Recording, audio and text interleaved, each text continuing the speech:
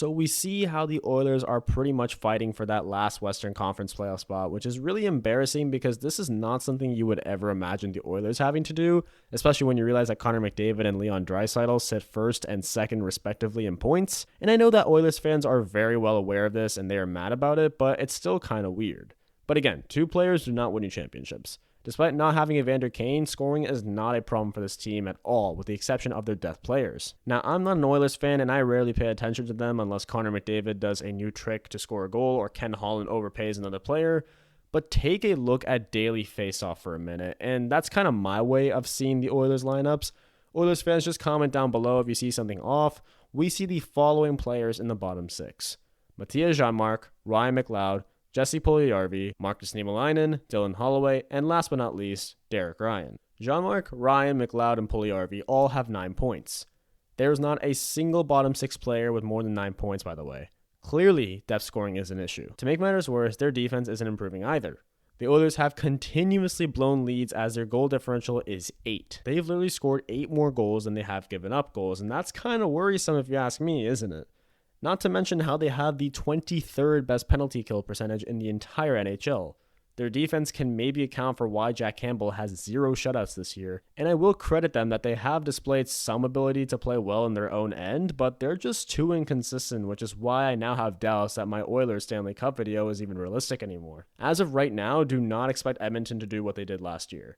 They will have to rely on McDavid to do extraordinary things to get them there, and that's not going to happen in playoff hockey. We know Ken Holland. The guy loves to make moves, especially during the trade deadline, and they need a veteran top 4 left shot defenseman who's good at defense. Luckily, there is someone in Nashville who can help them. Let's take a look at a potential trade between the Edmonton Oilers and the Nashville Predators for Mattias Ekholm. We're talking about 32-year-old, 6'4", 215-pound Nashville Predators legend Mattias Ekholm and why he's a perfect fit for the Edmonton Oilers. Now, the Predators trading him away may not be a good idea because this is a guy who's been absolutely amazing for the Preds defense for several years. He was actually drafted by Nashville in 2009 and has made a profound impact for them through several Stanley Cup runs and, of course, the final back in 2017. His good defensive play is why his numbers look so darn good. I think the Oilers should really jump on this now because they aren't getting the results they want and their core revolves around mostly veterans, which doesn't help and won't improve without a rebuild. So it looks like the best option is to trade guys like Ekholm. I mean, we already saw PK Subban go in 2019, and then we saw more guys get traded or signed somewhere else later on, like Ryan Ellis and Kevin Fiala, Victor Arvidsson, Carl Jarnkrok, and Craig Smith, just to name a few. I think that the Predators are at a point where their playoff chances are kind of 50-50. As of now, Nashville is 3 spots away from the last playoff spot, which is currently being held by Colorado, a team that has been decimated with injuries. Once those players come back, other teams that are doing better will take up those last wildcard spots. That doesn't help Nashville in any way because they're going to have to fight with better teams like Edmonton and Calgary for the playoff spot, and not to mention St. Louis is lurking on the outside of the wildcard. It's going to be a really tough ride for them, and we know that they're not rebuilding this year as they acquire veteran players like Ryan McDonough and Nino Niederreiter, but if they don't make the playoffs this year, I think it's time for them to rebuild around Roman Josi, Jussi Saros, and Filip Forsberg. Speaking of Edmonton, we're seeing them continuously fall flat on their face when it comes to defense. They've given up 136 goals, which is the 11th most in the league right now, and they've allowed all of that in 41 games. Do the math and you will realize how that's basically 3 goals allowed a game. And yeah, I know Campbell has 0 shutouts, but how can you really blame him when this defense is constantly turning the puck over, they can't get any breakouts, and they constantly lose coverage in their own end, and it's costing them not only wins, but their potential chances to secure a playoff spot similar to Nashville. I really don't know about Nashville right now, but the Oilers are certainly a playoff team. They have so much raw and pure talent on that roster that failing to qualify for the postseason is not even an option at this point. We've seen how Ken Holland does not swing for the fences in trades often, but it's time he goes in and gets Mattias Ekholm from the Predators to make a deal that's worth the assets. Let's take a look at Mattias Ekholm's contract, which is a $6.25 million contract for the next 3.5 seasons. This kind of seems long, not gonna lie, but the Oilers really lack good defensemen that can tighten up their play. Why not go for a guy who's done this successfully for years? He would certainly be a top 4 defenseman who can play both offense and defense, and if you see his Corsi rating, it's actually good, and it shows that he's always in the defensive zone. The Predators do rely on him when they're on the penalty kill and even at even strength, but the Oilers have McDavid doing the work offensively. They have Leon Draisaitl doing the work offensively. If they can manage to snag Ekholm, who's got great size, will definitely be physical and will block shots, the Oilers' cup chances go up again. Another thing I personally feel is that Ekholm may very well have an all-around impact on their defense, and it all starts with Darnell Nurse. I think that Nurse himself eats up a lot of minutes on defense per game, and having Ekholm will give him, I guess, some relief in the top 4. Take a look at Mattias Ekholm's average ice time of 21 minutes and 40 seconds, which he shares with good defensemen in Roman Josi and Ryan McDonough. But for the past 6 seasons, Ekholm has actually averaged nearly 23 minutes per game. This does not compare to the woes of Darnell Nurse, though, who has often turned the puck over, leading to goals.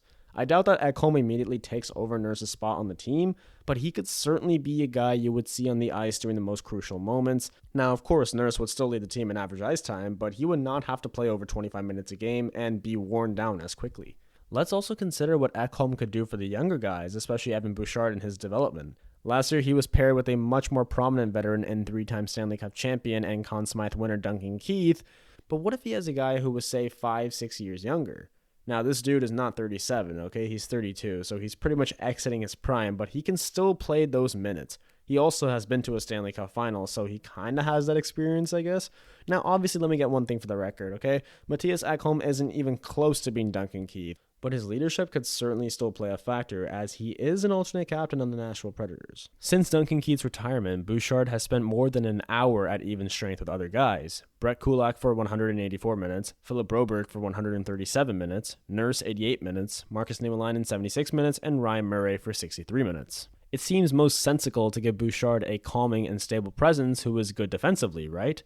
Ekholm has spent nearly 1,100 minutes with young defense partner Alexander Carrier and 200 minutes with Dante Fabro.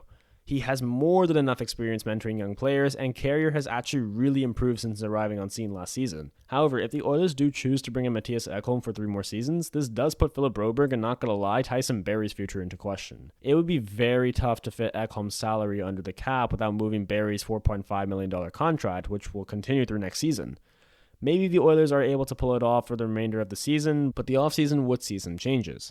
Bouchard is next up to take on Barrie's role, but the funny thing is that Barrie has been the Oilers' best defenseman this season, and it would be somewhat counterintuitive to move him. There would be no space for Broberg in the Oilers lineup, and since he's NHL ready, he would become their top trade asset. He could spend the rest of the season in the AHL since he's already spent time there. Anything longer than that would impede his development and be a waste of a good asset, and trust me, as a Rangers fan, painfully I know what that's like. It's not fun. The Oilers are most likely not going to get the Predators to retain half of Ekholm's salary for 3 more seasons, but retaining a third of the salary seems logical, doesn't it? That would bring his cap hit to about $4.2 million on average annual value, but Ken Holland would have to be willing to give up just a little bit more to make it perfect. I think it would be worth an extra 3rd round pick or prospect of similar value to have that cap freedom for Edmonton. Let's just all agree that compared to what the Oilers would have to give up to get a guy like Jacob Chychrun or a guy like Erik Karlsson, it won't be that much, but it may take Philip Broberg and some extra stuff to make this trade. It's very likely that the Oilers will not have enough space for him this year or next year if Ekholm is traded to Edmonton, and that kind of sucks for the Oilers because Broberg is their best defensive prospect. Could be a win-win trade if Edmonton ends up going to the final or if they just win it all, but for Nashville, getting a good defensive prospect is not an illogical consideration at all. And for Edmonton, losing Broberg doesn't hurt that much unless 2 things occur. Number 1, he becomes Erik Karlsson 2.0 where he puts up 50 points a year, or number 2, Edmonton doesn't win a Stanley Cup with Ekholm on that team. They are selling a bit of their future to get Ekholm, but as long as they have their core in McDavid and Draisaitl, the Oilers are pretty much guaranteed to be threats every year. In all, Mattias Ekholm is everything that the Oilers are looking for in a defender this season and beyond, and he is the fix this team needs desperately. So let me know in the comments what you guys think about a Mattias Ekholm move to Edmonton. Who should get traded for? Does a trade even happen? Otherwise, thank you guys for tuning in and have a wonderful day.